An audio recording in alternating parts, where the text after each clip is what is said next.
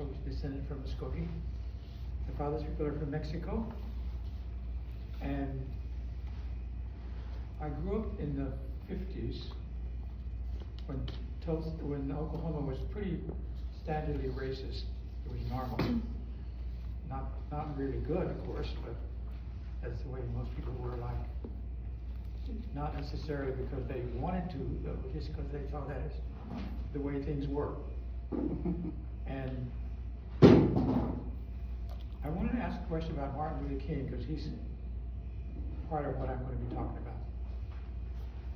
Why do you think the system constantly talks about his I have a dream speech instead of when he talks about we need a revolution of values? Yeah. Mm-hmm. Right. Yeah. Because they don't like the word revolution. Mm-hmm. And as like, did you pass these around? No, not yet. Are we ready for me to pass them around? Yeah. Okay. I'll read the first part. This is what he said. For years I labored with the idea of reforming the existing institutions of society. A little change here, a little change there, but now I feel different. You have to have a reconstruction of the entire society, a revolution of values. We as a nation must undergo a radical revolution of values. We must rapidly begin the shift from a thing-oriented society to a person-oriented society.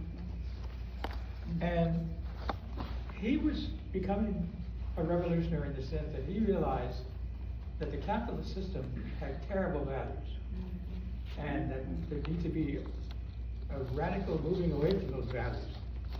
And where do you start? You start at values, because they're like the foundation of a house, and they're the foundation of society. Everything that people do, everything that people believe comes from the values. But most people are confused about values. A lot of people think that they're the same as policies or the same as culture, but they're not. They underlie everything. For instance, some people were in the 70s were talking about native culture as the way to go. But there's no such thing as one native culture. Every tribe has a different language, different songs, different ceremonies, and their culture is all different. But if you go one step below that, when you go to values, they're very similar around the world among indigenous people, but also among people who were once indigenous, like those of you from ancestors from Europe. But even Europe, before the Roman Empire, before Christianity, sorry, that may upset you a little bit, but the fact was they had a indigenous system of values that was earth-centered. And what happened is that was before the Roman Empire came in and Christianity, or fundamentalist Christianity. Anyway, the Inquisition. What happened was that the women in Europe were carriers of those values and the culture too. And the men decided, we want to take control of our societies, and we're going to push these women aside. Not only that, but we're going to kill them, which they did during the witch burnings.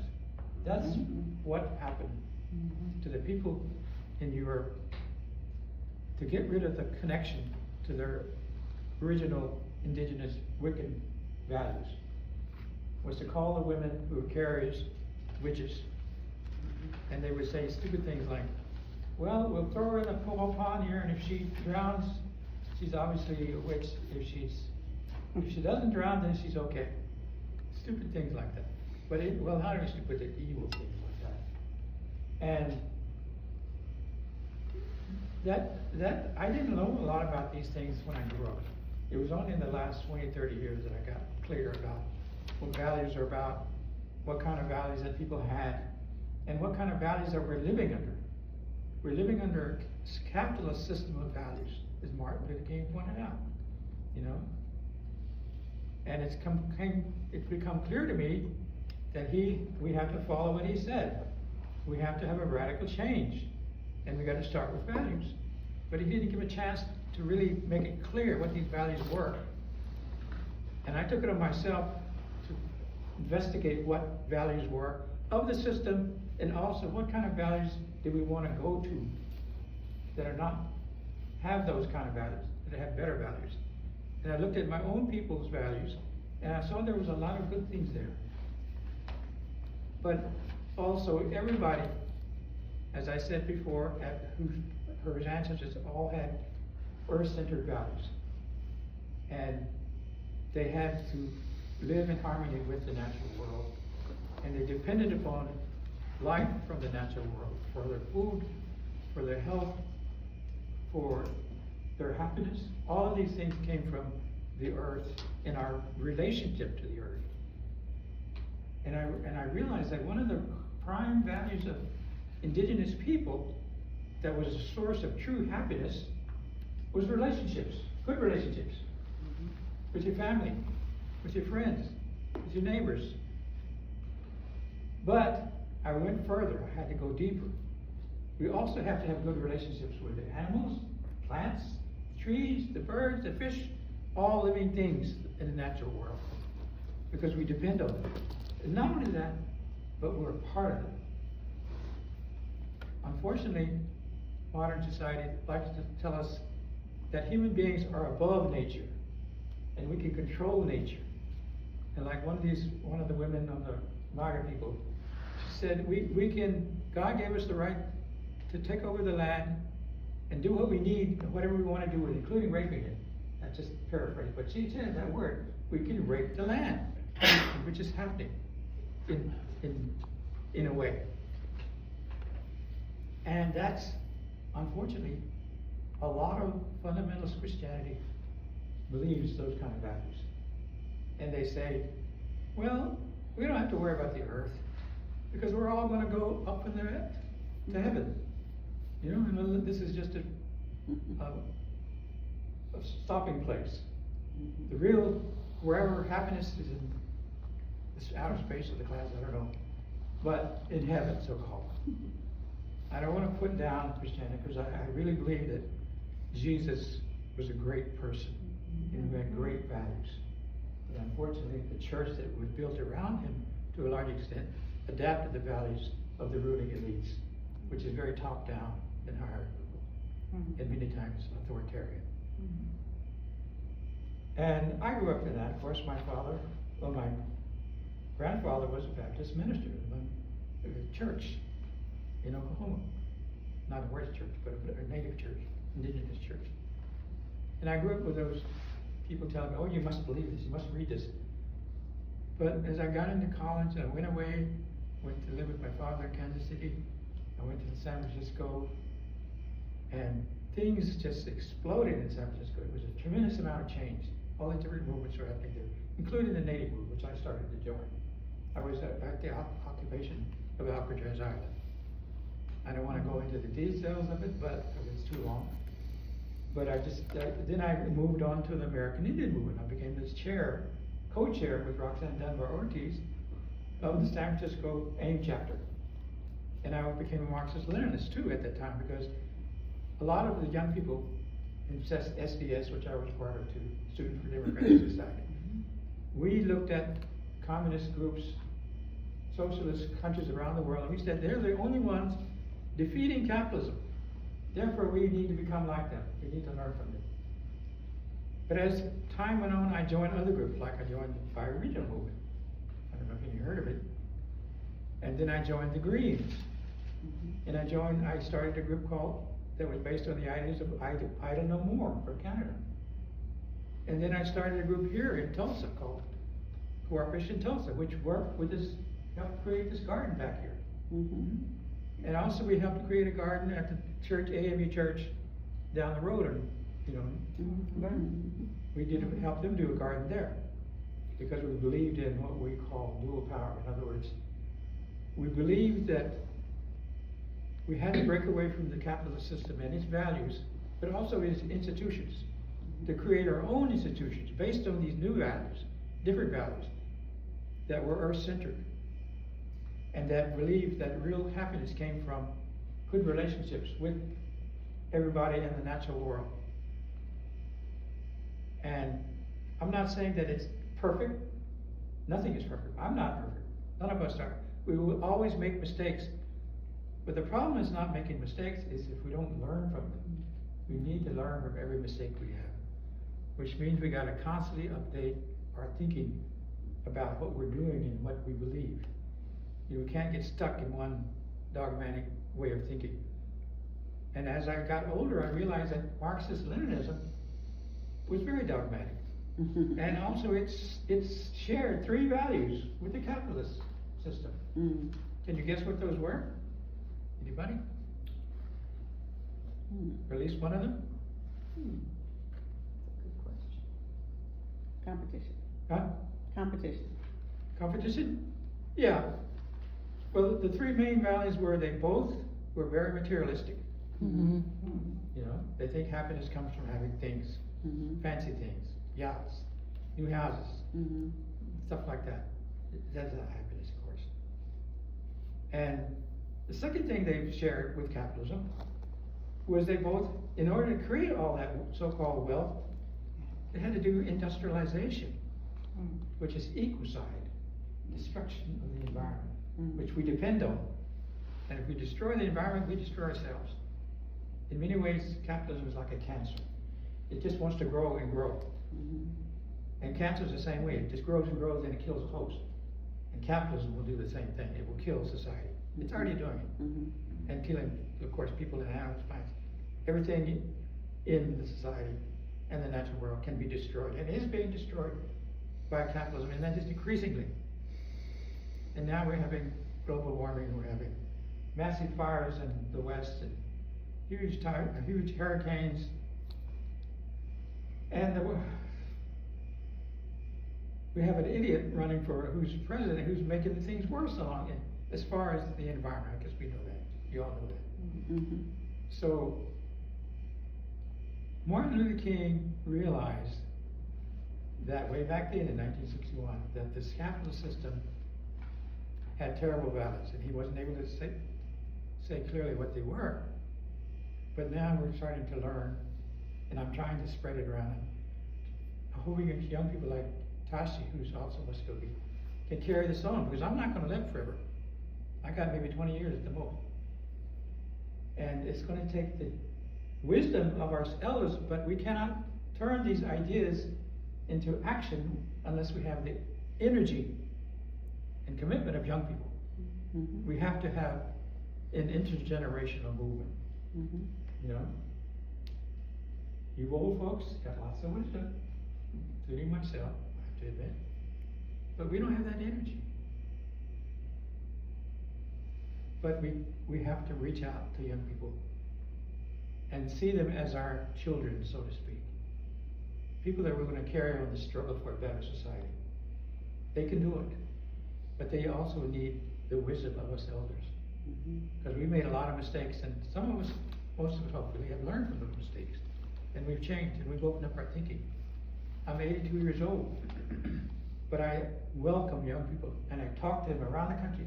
From Portland, Maine to Portland, Oregon, I've had the same conversation with people, mostly young, some middle-aged, a few elders.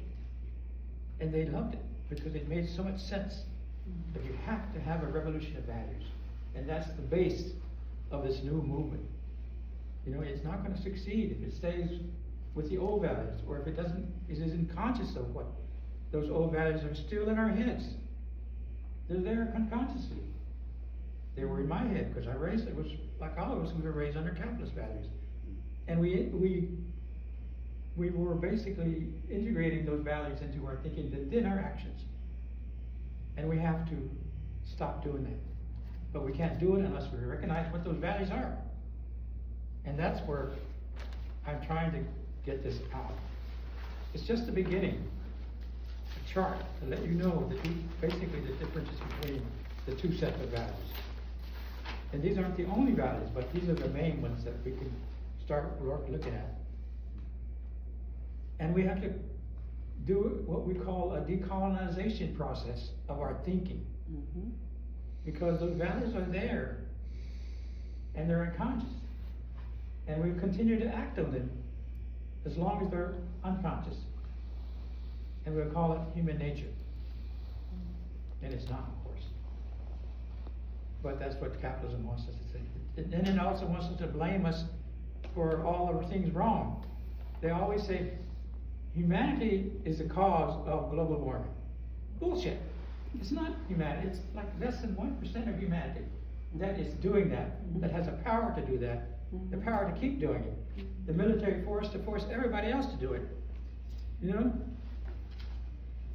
But most of us, we don't want to destroy the environment. Most of us realize that's crazy. It's psychotic. And also, a couple of French philosophers, they psychoanalyzed the capitalist system. What was their verdict? Capitalism is psychotic. It's psychosis. And it'll just take you to death. And then right now he's dying. But in his death throes, they're going to be extremely violent, because that's the only way they can control people is through violence and fear. And that's why we have ICE doing all this terrorizing.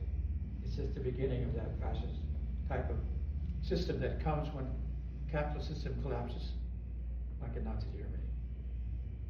Unfortunately, it's pretty strong. It's strong enough that it elected this guy twice, you know, and he's making it worse and worse and more violent.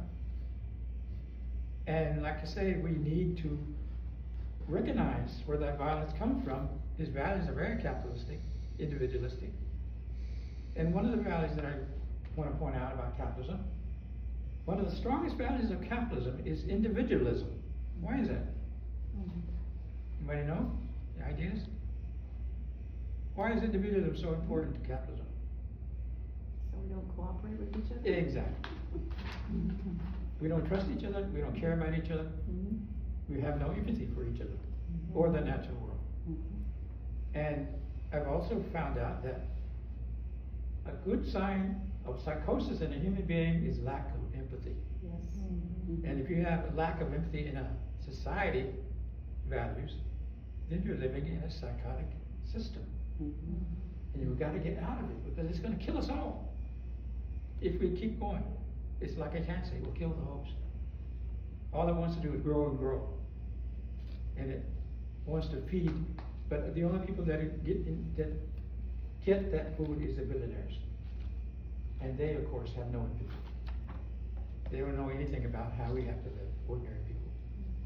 They're living in their wall compounds, and they're building compounds with out in the woods somewhere with armed guards, and they think they're going to survive the collapse. They're not. And that's another thing I want to bring up, is that in this current period, the system is slowly collapsing and is unable and unwilling to help ordinary people. So ordinary people are suffering with trouble paying the rent. You look at my car and you'll see that I need all kinds of work in that van in front of the car, that is in here, in the parking lot. And right now what's happening, some people have pointed it out and I've learned from them. They're saying that the AI bubble is going to burst. And it's going to be a huge burst. It's going to be worse than the dot-com bubble burst. And we're going to go back to 1929 style depression. And then what happened in that kind of depression? What could happen? We could have civil war, because we have 4 weapons for every person, and most of them are owned by the MAGA people. And they are being taught to hate people like me and you, and also everybody else if you disagree with them. And they're already sending soldiers into Democratic and all, but also Republican cities, armed soldiers who are not supposed to be there by the Constitution. But they're doing it. They don't care about the Constitution. They only care about power. And they know that the only way they're going to keep this system going is by making people afraid of change. And they attack, of course, the most weakest at the first. And the undocumented are the weakest with a lack of power. But it will go up and up to include everybody, even rich people. And I learned some things from the co-counseling community. It's a healing community that's worldwide, and also not here in Tulsa, but it's mostly in major cities in the country. One of the things I learned from them is that people do the best they can with the information they have at the time. So the solution then is give them better information. But you can't just give it to them in words and writings and speeches. You have to take those good values and act on them. And one of the ways you treat people in MAGA is treat them as human beings. In other words, another thing I learned from the co-counseling community is that, excuse me, my brain is not as active as it used to be. Some of you may know.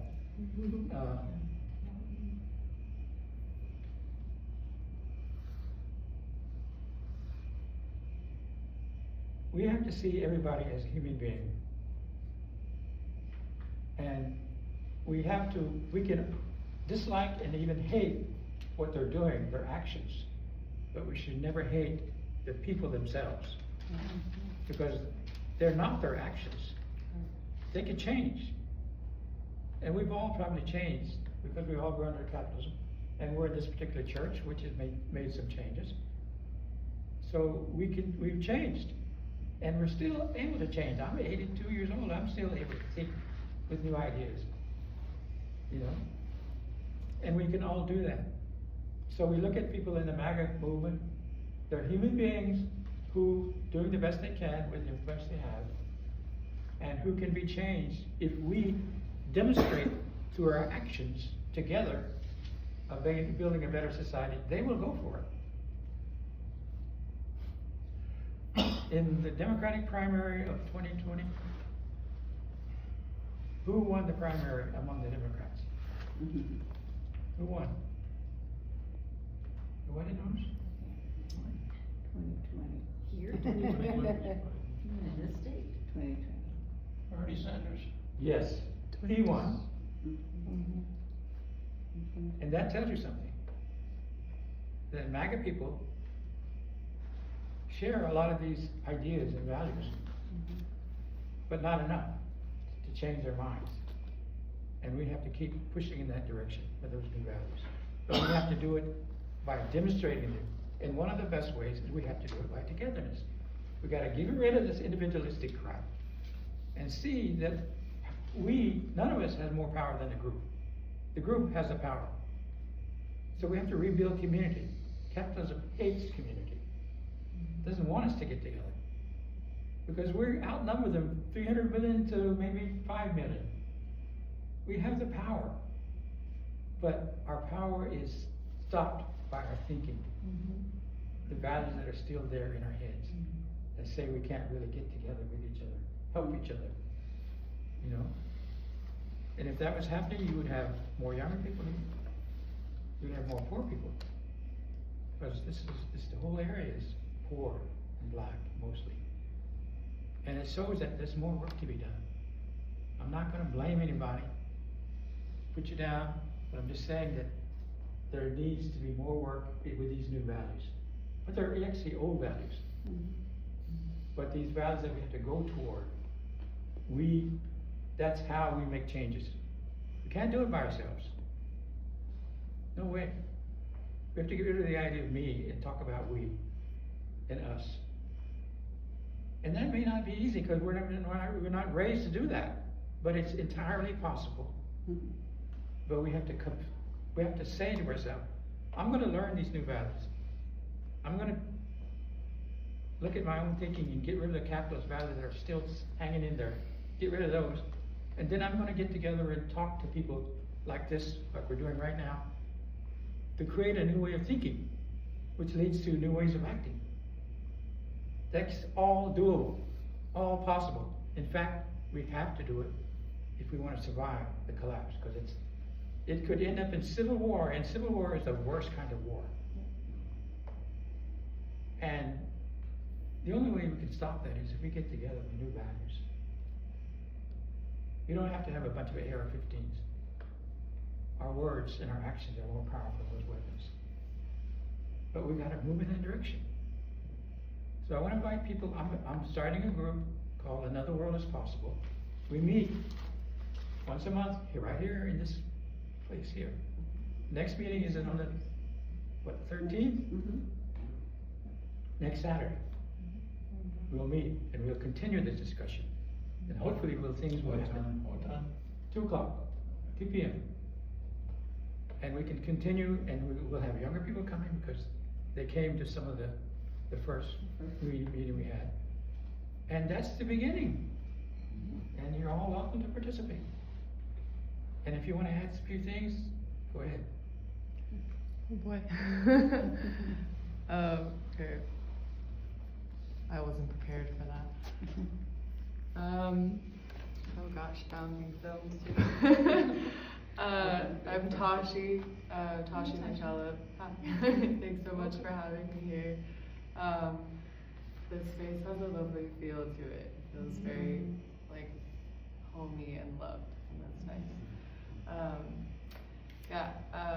I moved to Tulsa in March to connect more with the Muskogee tribe, and I'm currently in our language revitalization program in the Master Apprentice program at Muskogee College of Muskogee Nation.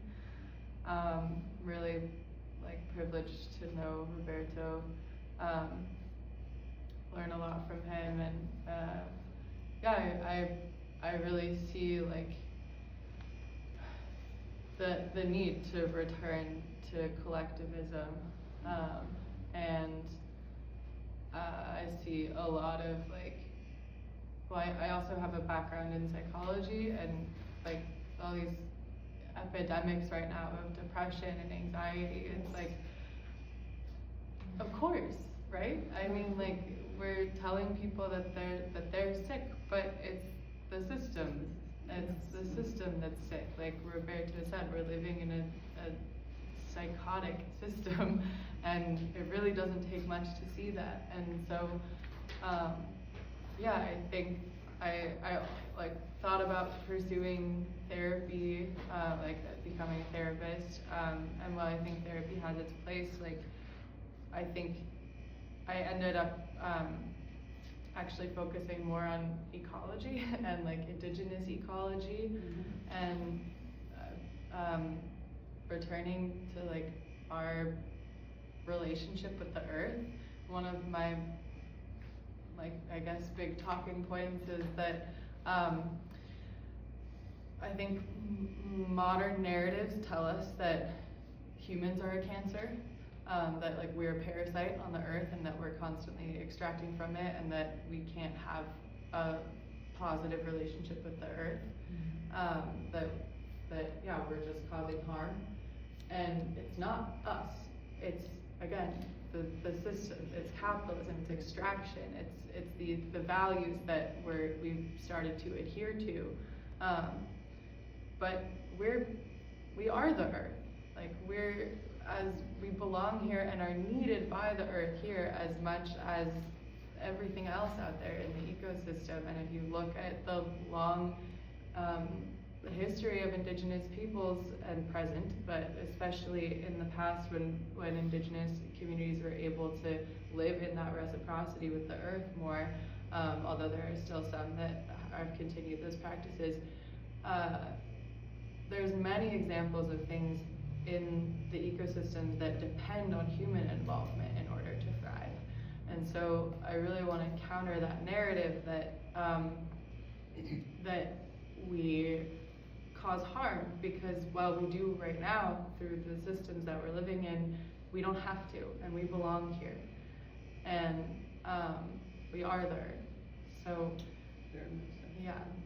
that was something that I feel is really contributing a lot to people's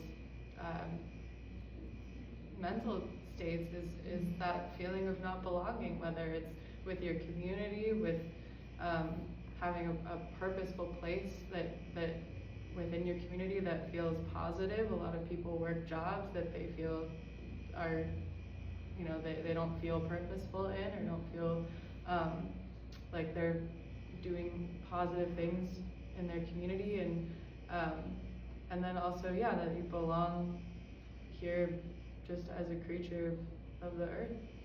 So Once again, what's the name of your organization? I don't have an organization, but. What are you calling the group? Another world is possible. Another world is possible. It's an old thing from the 80s. A group of people around the world decided to meet together, and they came up with that. But there's also examples of these ideas among the Zapatistas in Mexico. How many people have heard about the Zapatistas? You have? Zapatistas in Mexico? Yeah. One of the values that we're talking about is moving away from hierarchical systems, governing systems.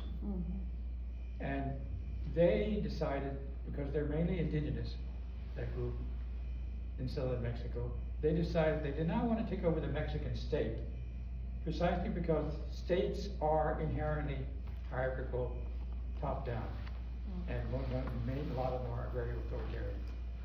So, and then there's a group in northern Syria among the Kurdish people who are indigenous to that area, who created a revolution there in a place they call Rojava, which you should check out. Has anybody heard of that group? Yeah, because the mainstream media doesn't pay attention, doesn't want you to know about those groups. But they have these very same similar values that we're talking about. You know, living with the earth. And one of the strongest values they have is women's liberation. Women are half of humanity, and we absolutely have to have them free from the prior patriarchal, male-dominated systems that are really inherent in capitalism. So, what's our time? What time is it? Dan, what's our time like? 12:22. 12:42? 12:22. 12:22? Okay. She was saying that I had like 20 minutes. We kind of started late, so I just want to make sure. You're good. It's all good. Yeah, does anybody have any questions or thoughts about what I've been talking about?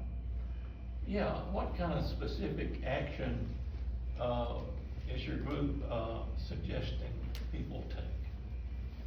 There's a whole bunch of them around basic needs like housing and food.